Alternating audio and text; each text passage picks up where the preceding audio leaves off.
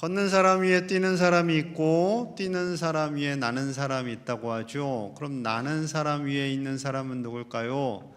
업혀가는 사람. 가만히 나는 사람 위에 이제 업혀가는 사람이 가장 편안하게 가는 사람이죠. 하나님께서 이스라엘 백성들을 향해서요 그러셨어요. 야, 너희는 업혀가는 사람들이야. 출애굽기 19장 4절 봅니다. 내가 애굽 사람에게 어떻게 행하였음과 내가 어떻게 독수리 날개로 너희를 업어 내게로 인도하였음을 너희가 보았느니라. 하나님께서 애굽 사람들에게 어떻게 행했고 내가 너희를 독수리 날개로 업어서 가나안 땅으로 인도하였음을 너희가 다 봤다. 너희가 다 증인이야 라고 말씀하시는 거죠. 여러분, 마찬가지로 하나님께서 우리를 이 땅 가운데 보내시고 하나님이 업어서 오늘에 이르게 하신 줄로 믿습니다. 여러분, 이것이 은혜예요. 은혜. 이 은혜를 알면 오늘 읽은 이 시편 말씀, 이 말씀이 얼마나 큰 은혜가 되는지 알 수 있습니다. 또한 시편 23편도 좋아하시잖아요. 여호와는 나의 목자시니 내게 부족함이 없습니다. 그것도 은혜의 시편이죠. 둘 다 다윗이 기록을 합니다. 하나님 주신 은혜가 너무나 크기 때문에, 너무나 감사하기 때문에 이 시를 지어서 하나님께 노래로 올려드리지요. 자, 오늘 몸과 마음도 지쳐 있다면, 그런 분들 계시다면 오늘 말씀을 들으시고 일주일 동안 이 말씀을 좀 깊이 묵상하시면 좋겠습니다. 1절에 다윗은 하나님의 사랑과 은혜를 이렇게 표현해요. 함께 봅니다. 시작. 여호와 우리 주여, 주의 이름이 온 땅에 어찌 그리 아름다운지요. 주의 영광이 하늘을 덮었나이다. 아멘. 하나님의 이름이 온 땅에 어떻게 그렇게 아름답습니까? 하나님의 영광이 온 하늘을 덮었습니다. 이 고백은 여기를 봐도 하나님의 이름, 저기를 봐도 하나님의 이름, 온통 온 세상이 하나님의 이름으로 인해 영광이 나타난다라는 거예요. 자, 9절도 볼까요? 여호와 우리 주여, 주의 이름이 온 땅에 어찌 그리 아름다운지요. 1절도 그리고 마지막 절인 9절도 똑같이 하나님의 이름, 그 이름이 온 땅에 있음을 고백하고 아름다워하면서 마무리를 합니다. 이렇게 마무리하는 것은 1절과 마지막 절을 이렇게 딱 매듭지어야 시가 예쁘니까 그래서 그런 건가요? 그렇지 않아요. 처음부터 끝까지, 시작부터 영원까지 하나님의 은혜, 그 하나님의 아름다움이 온 세상에 가득함을 고백하고 있는 것입니다. 여러분, 구원의 감격에 빠지면 세상이 아름다워 보여요. 우리를 용서하여 주신 은혜, 우리를 자녀 삼아 주신 은혜, 우리에게 영원한 생명을 주시고 언제나 함께하여 주시는 은혜, 우리를 도우시는 은혜, 그 은혜를 알면요 세상이 아름다워 보인다니까요. 여러분, 어떻게 좀 세상이 아름다워 보이십니까? 세상만 아름다워 보이는 게 아니라 사람도 아름다워 보여요. 그래서 그전에는 내가 미웠는데 내가 너를 용서하마. 왜? 은혜를 받았으니까. 이렇게 되는 거예요. 은혜를 받고 믿음을 가지고 있는데 누구도 믿고 나는 너를 용서하지 못할 거야. 이렇게 사신다면 죄송합니다만 은혜를 제대로 경험하지 못하신 거예요. 서산을 갑니다. 서산에 가서 바람에 나무가 흔들리면 흔들리는 나무만 봐도 아름다워요. 나를 축복하는 것 같아요. 서천의 물고기가 꿈뻑꿈뻑하며 나에게 인사하는 것 같습니다. 새소리도 아름답죠. 그런데 아침에 새소리가 막 들리니까 아침부터 시끄럽게 새들이 지저겨, 이러시면 마음이 평안하지 않는 거죠. 인류는 우주에 대한 열정이 있습니다. 지금도 여전히 우주선을 계속 쏴 올려요. 종종 그런 생각 들어요. 저렇게 쏜다고 뭐가 좀 달라지나 하는 생각도 들기도 하는데, 1961년 4월 소련이 가장 먼저 우주선을 쐈지요. 그 우주선을 탄 우주인은 유리 가가린이라는 사람입니다. 저분이에요. 저분이 보스토크 1호를 타고 1시간 29분, 1시간 반 정도를 이제 아주 멀리 간 것도 아니고 이제 우주 공간에서 조금 이렇게 궤도를 좀 돌았어요. 그리고 그곳에 갔다 와서 이제 다음 사진 보여주세요. 지구를 봤어요. 저 지구를 보고 돌아와서 인터뷰할 때 지구는 푸른빛이었습니다. 이렇게 멋있게 말한 거죠. 아무도 지구 밖에서 지구를 본 사람이 없어요. 지구에서 우주를 본 사람이 있는데 지구를 보니 파란 빛이었습니다 하니 사람들이 어떻게 지구가 파랄 수가 있을까 또 생각을 했겠죠. 그런데 이분이 한마디를 더 했어요. 우주 어디를 봐도 하나님은 없더군요. 그랬어요.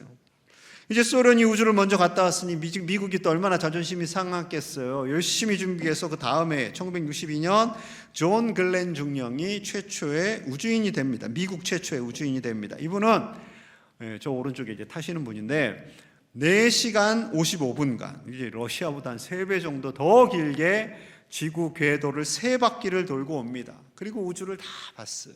그리고 돌아와서 그가 이렇게 말합니다. 온 우주에 하나님의 영광이 충만하더군요. 어떤 사람은 아름다운 우주를 보고 하나님이 없더군요 했지만 어떤 사람은 하나님을 발견하게 됩니다. 여러분, 하나님의 은혜가 우리 안에 있으면 세상 어디를 가든 그 아름다운 모습 속에서 하나님을 발견할 수 있는 거예요. 하나님의 은혜를 노래할 수 있는 것입니다. 다윗은 그 하나님, 어떤 하나님을, 어떤 은혜를 노래했는지 살펴봅니다. 자, 첫째는요, 승리하게 하시는 하나님의 은혜를 찬양합니다. 자, 2절 같이 볼게요. 시작. 주의 대적으로 말미암아 젖먹이들의 입으로 권능을 세우시며 이는 원수들과 보복자들을 잠잠하게 하려 하심이니이다. 아멘. 어린아이들과 젖먹이들을 이야기하고 있어요. 어린아이들과 젖먹이들의 입으로 권능을 세우셨다라고 말씀합니다. 그리고 그 대적을 눌렀어요. 아니, 어린아이들과 젖먹이가 무슨 힘이 있어요? 이들이 무슨 원수들을, 대적자들을 누를 수 있을까요? 그렇게 연약해 보이는 이 아이들을 통해서 하나님의 능력이 임하면, 하나님의 은혜가 임하면 어떠한 대적도 물리칠 수 있다라는 거죠. 어린아이처럼 보여요. 연약해 보여요. 힘이 없어 보여요. 그런데 하나님의 능력이 임하니까, 은혜가 임하니까 왕도 되고 영향력을 나타내더라는 거예요. 다윗은 알고 있었습니다. 아무리 봐도 자기가 왕이 될 제목이 아니에요. 그저 목동에 불과해요. 몇 마리 되지도 않는 양을 칩니다. 그런 자신이 이스라엘을 다스린다고요? 왕이 된다고요? 절대 불가능하죠. 그런데 하나님의 은혜가, 하나님의 권능이 임하니까 이게 되더라는 거죠. 고린도전서 1장 27절의 말씀이 동일합니다. 그러나 하나님께서 세상에 미련한 것들을 택하사 지혜 있는 자들을 부끄럽게 하려 하시고 세상에 약한 것들을 택하사 강한 것들을 부끄럽게 하려 하시며, 하나님께서 미련하고 연약한 사람들을 택하십니다. 그런 도구들을 택하십니다. 그래서 지혜 있다고 하는 사람들, 강하다고 하는 사람들을 부끄럽게 하시는 거죠. 이것이 하나님의 일하심이에요. 연약한 사람들, 부족한 사람들, 어린아이, 어린이 다 그들은요 하나님을 의지하기 때문에 힘을 얻는 사람들이죠. 하나님 도와주시지 않으시면 저는 힘이 없습니다. 하나님이 도와주셔야 합니다. 하나님의 은혜만 바라봅니다 하며 사는 사람, 그에게 하나님께서 은혜를 주세요. 하나님은요 그의 아들 예수님에게도 그렇게 일하십니다. 예수님을 어디로 보내셨어요? 이스라엘의 가장 가난한 동네, 선한 것이라고는 나올 수 없는 동네, 그 동네가 갈릴리 나사렛입니다. 그리고 태어나실 때도 말의 구유, 그 구유를 침대 삼아 태어나시잖아요. 그곳에서, 그 가난한 동네에서 자라나시며 가난한 자들의 친구가 되시고 연약한 자들의 위로자가 되십니다. 그리고 그 지역에서 연약한 출신의 배경을 가진 제자들 12명을 택하셔서 이 온 세상을 뒤집는 일을 시작하시는 거죠. 그렇다면 똑똑한 사람들, 잘난 사람은 하나님을 쓰지도 않나요? 쓰시긴 쓰십니다. 근데 그냥 쓰지 않으세요. 바울을 보면 정확히 알 수 있어요. 바울 똑똑했어요? 잘났어요? 잘 나가는 사람이었어요? 그런데 그를 그대로 쓰시던가요? 아닙니다. 180도 확 바꿔서, 확 변화시켜서 그렇게 쓰십니다.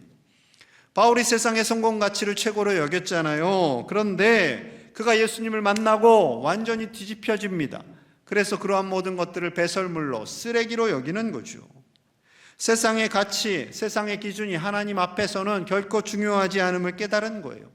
하나님이 높여주시면 높여주시는 거예요. 하나님이 낮추시면 낮아지는 거죠.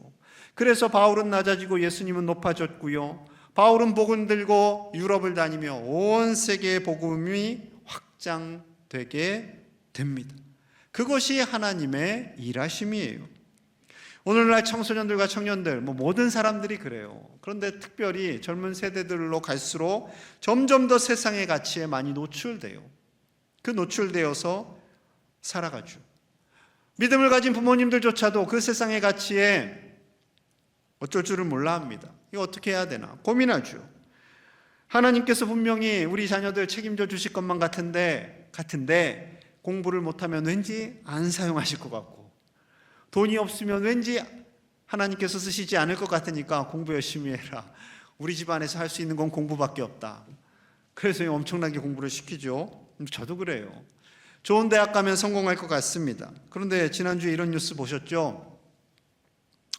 스카이 명문대생 마약 동아리. 그래가지고 저들이 호텔에서 환각 파티를 벌였고 딱 걸렸다. 제목이 좀 자극적이긴 한데, 아무튼 명문대학생으로 구성된 연합동아리에서 이 아이들이, 이 청년들이 마약을 유통시키고 쾌락을 추구하는 그런 일에 앞장섰다라는 거죠. 그래서 3명이 구속되고 2명은 불구속 기소됩니다. 씁쓸하죠. 좋은 머리, 좋은 환경을 하나님께서 주셨는데 그것을 자신의 쾌락을 즐기는 도구로 사용했다라는 겁니다. 물론 극히 소수일 거예요. 극히 소수일 거예요. 극히 소수이겠지만 요즘 우리 부모님들은 걱정되는 거예요. 공부를 잘해도 걱정, 못해도 걱정. 이 자본주의 시대에 어떻게 키워야 되나 걱정입니다. 그런데 여러분, 재밌는 사진 하나 보여드릴게요. 미국에 아미시 교파가 있습니다. 예배 찬양하는 장면인데 옷이 좀 특이하죠. 다음 사진. 그것은 대체 어떤 복장인가? 아빠와 아이들이 가는데 특이한 복장을 하고 갑니다. 다음 사진. 마차를 타고 갑니다. 저 사진은요, 한 100년 전 사진 아니에요. 근래 사진이에요. 근래 사진. 애들도 많이 나왔어요. 저들은 8학년까지만 공교육을 시킨대요. 그런데 그 이후에 이제 넘어서면 정부의 보조도 받지 않고 부모님의 결정을 따른다고 합니다. 부모님과 이제 자녀가 합의해서 나 공부 더 할래요. 그럼 더 하지만 나 공부 안 할래요. 하면 안 시켜. 너무 좋죠. 학년제 수업을 반대하고요. 경쟁을 부추기는 공립학교 교육도 반대합니다. 그리고 농업과 목축업을 위주로 하고요. 아까 보신 것처럼 마차를 타고 다녀요. 자동차 없습니다. 가전제품도 몇 개 되지 않아요. 그런데 저 안에 살고 있는 사람들의 만족도가 높아요. 범죄, 폭력, 알코올 중독, 이혼, 약물 복용 거의 없습니다. 물론 난 더 넓은 세상에서 살고 싶어요 하는 아이들은 부모님과 합의해서 가도록 합니다. 그런데 저 안에서요, 제대로 된 가전제품 없어요. 아이폰도 있는지 없는지 제대로 사용하지 않아요. 자동차도 없어요. 그런데 행복하게 산다라는 거죠. 누구보다 기뻐하며 살 수 있다라는 거죠. 만약에 우리나라에 저런 곳이 있다면 좀 뉴스에 날만할 거예요.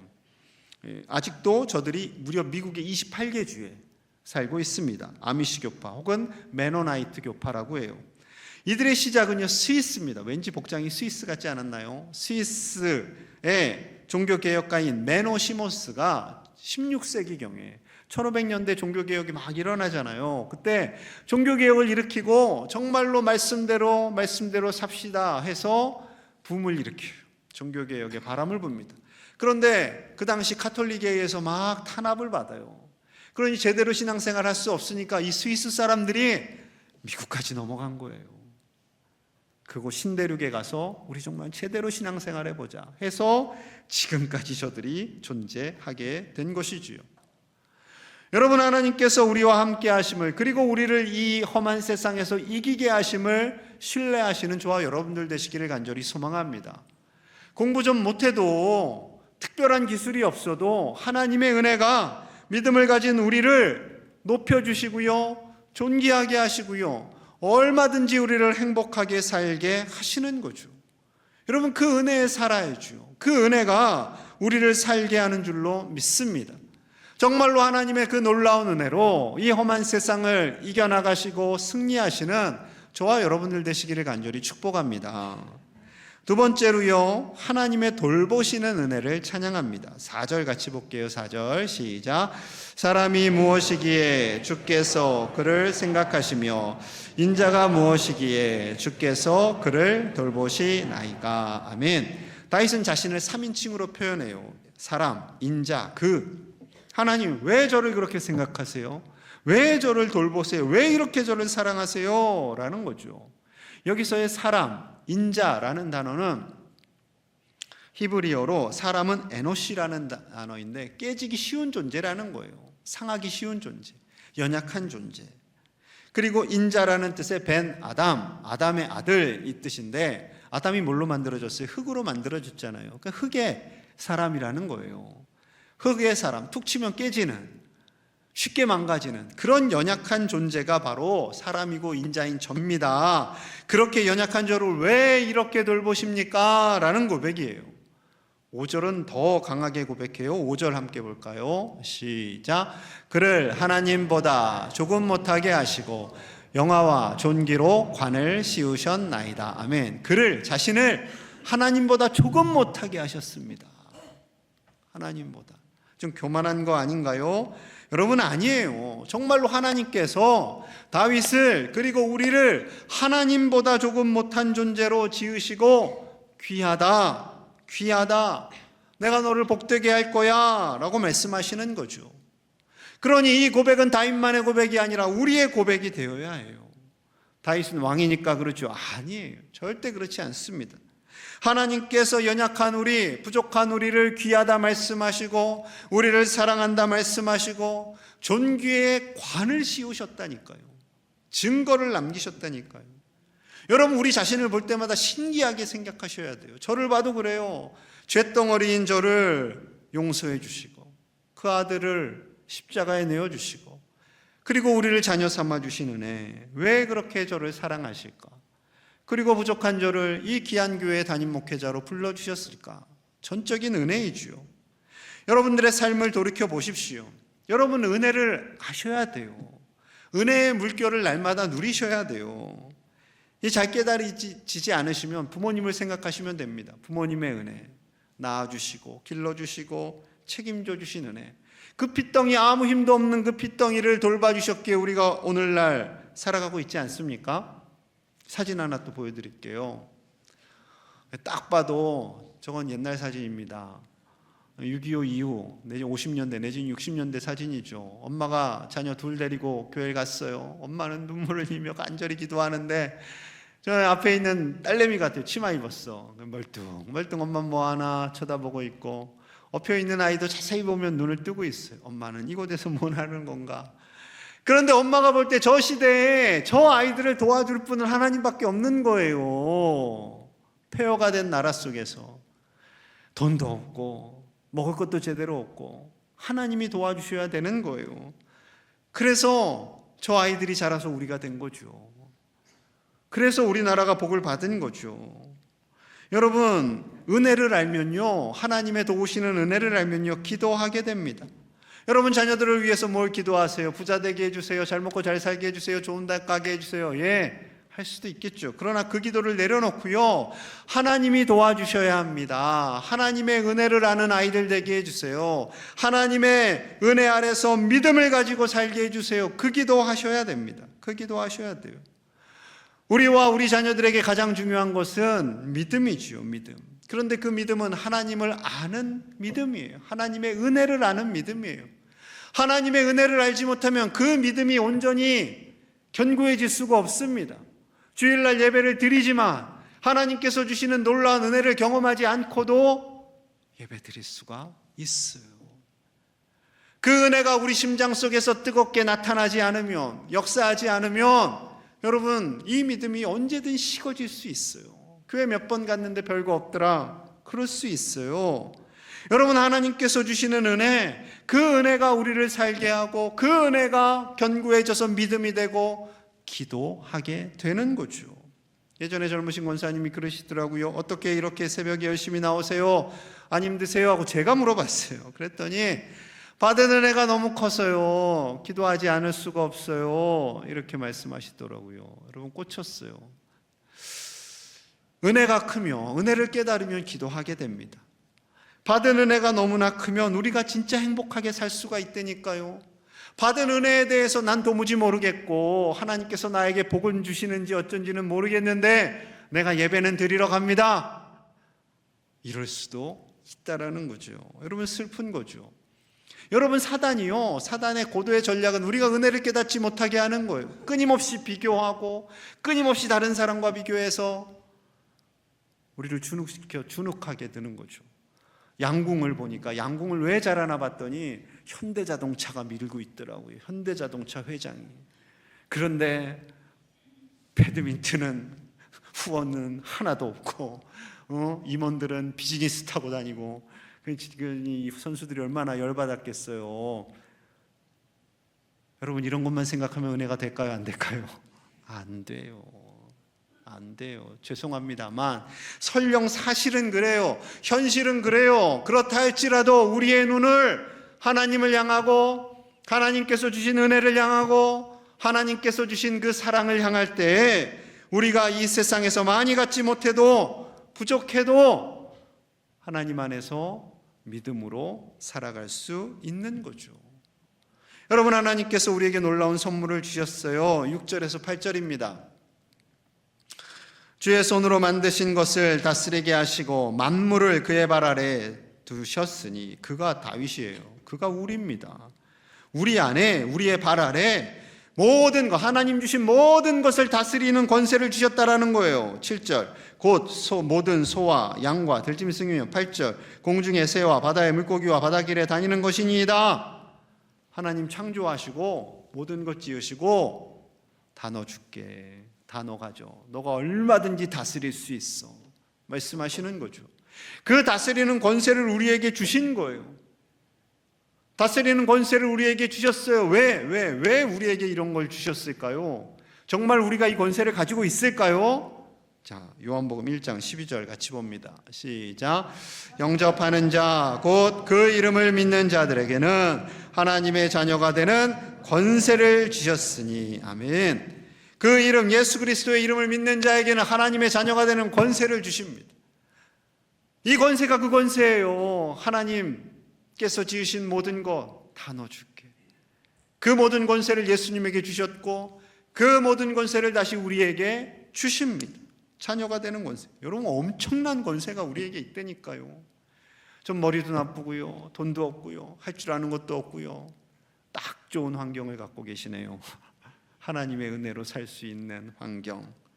여러분, 하나님께서는요, 부족하고 연약한 자를 쓰신다고 계속해서 말씀하시잖아요. 젖먹이와 아기들을 쓰신다잖아요. 어린이들을, 부족하고 배우지 못한 사람들을 쓰신다잖아요. 그러니 하나님께서 우리 가운데 임하시면, 그 은혜를 가지고 살아가면, 그 은혜를 통해 믿음이 우리 안에 생기면 여러분, 세상을 바꿔나갈 사람들이 저와 여러분들이 되심을 믿으시기를 축복합니다. 그러니 공부 좀 못한다고, 돈 좀 못 벌었다고 낙심할 이유가 하나도 없어요. 하나도 없어요. 세상을 원망할 필요도 없어요. 세상을 원망하는 분들이 종종 빈정하는 말을 많이 해요. 뭐 한마디 하면 뭐 그러겠지, 이러겠지, 그 말도, 그 표현도 하지 마세요. 6.25 때 북에서 월남한 10살 전쟁 고아가 있습니다. 10살짜리가 어떻게 하겠어요. 맨날 구걸하고 사는 거죠. 그러다가 미군 부대 갔어요. 빌리라는, 본명은 데이빗 베티라는 미해병 1사단에 있는 군인을 만났어요. 하나님이 만나게 해주신 거죠. 그가 심부름도 하고 그와 친하게 지냈어요. 동생처럼 아껴줬어요. 한 번은 미국 그 기지 쪽에 폭탄이 떨어졌는데 이 아이가 그 파편에 맞았어요. 이게 얼마나 고통이 있었겠어요. 이 아이를 데려다가 병원에 입원하고 돌봐줍니다. 다행히 잘 회복되었어요. 그리고 전쟁이 끝나니까 이 미군은 미국으로 돌아갔죠. 다시 이제 고아가 된 거예요. 고아원에 있다가 10대 후반에 이제 서울에 있는 모자 공장에 취직을 합니다. 기술을 배웠어요. 그 기술을 열심히 배우고 19살에 조그만 모자 가게를, 모자 공장을 엽니다. 그런데 이 조그만 모자 공장이 지금은 어떻게 되었을까요? 전 세계 모자 판매량의 35%를 차지하는 세계 1등 모자 회사 영한 모자가 됩니다. 이 소녀는 백성학 회장이 됩니다. 집에 가시는 길에 스마트폰으로 한번 찾아보세요. 영한 모자. 저분이 있어요. 믿음이 좋으셨어요. 한경진 목사님께서 인정하셨어요. 한경진 목사님 다음으로 승의학원 이사장을 지내게 됩니다. 이 승의학원은 사무엘 마펫 선교사님이 1903년에 평양에서 세운 학교예요. 장신대도 이분이 세우셨어요. 이 백성학 회장이 이사장으로 계실 때 김동호 목사님을 만났고 강당에서 높은 뜻 승의교회를 시작하도록 뒀습니다. 그래서 높은 뜻 승의교회가 된 거예요. 그리고 그곳에서 제가 부교역자로 일하는 영광을 얻었잖아요. 여러분, 하나님의 은혜를 깨닫고 믿음을 가진 사람들, 그들은요 하나님의 은혜로 사는 거예요. 하나님께서 권능을 주세요. 세상을 이길 권세를 주세요. 다윗에게만 주시는 것이 아니에요. 저와 여러분들에게도 동일하게 주셔서 사울을 만나도 두려워하지 않고 세상의 그 어떤 잘난 사람을 만나도 당당하게 우리를 살게 하시는 하나님, 우리 아버지가 되시는 줄로 믿습니다. 그 하나님 아버지의 손을 꼭 붙잡고 하나님의 은혜로 이 세상을 이기며 그 은혜 아래서 감격하며 사시는 우리 모든 믿음의 사람들, 하나님의 아들, 딸들이 다 되시기를 주님의 이름으로 간절히 축복합니다. 우리 함께 마음을 모아서 기도하겠습니다. 하나님, 우리를 사랑하시는 그 은혜만 누리며 살기를 원합니다. 매일매일 때로는 힘들고 어려울 때 하나님의 은혜를 기억하게 하시고 그 은혜에 감동되게 하시고 그 은혜에 쌓여 우리가 매일매일 승리하며 살도록 우리를 붙들어 주시옵소서. 그 은혜로 말미암아 우리의 믿음이 성장하게 하시고 기도하게 하시고 하나님의 아들, 딸로 당당하게 이 세상을 이기며 살게 하여 주시옵소서. 예수님 이름 받들어 간절히 기도하옵나이다. 아멘.